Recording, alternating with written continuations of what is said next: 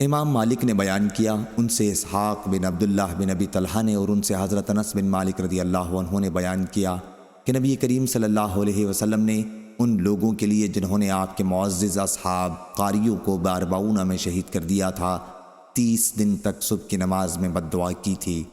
آپ قبائل رعال بنو لحیان اور عصیہ کے لیے ان نمازوں میں بد دعا کرتے تھے جنہوں نے اللہ اور اس کے رسول صلی اللہ علیہ وسلم کی نافرمانی کی تھی۔ حضرت انس رضی اللہ عنہ نے بیان کیا کہ پھر اللہ تعالیٰ نے اپنے نبی صلی اللہ علیہ وسلم پر انہی اصحاب کے بارے میں جو بارمعونہ میں شہید کر دیے گئے تھے قرآن مجید کی آیت نازل کی۔ ہم اس آیت کی تلاوت کیا کرتے تھے لیکن بعد میں وہ آیت منسوخ ہو گئی۔ اس آیت کا ترجمہ یہ ہے: ہماری قوم کو خبر پہنچا دو کہ ہم اپنے رب سے ملے ہیں، ہمارا رب ہم سے راضی ہے اور ہم بھی اس سے راضی ہیں۔ صحیح بخاری حدیث نمبر 4095۔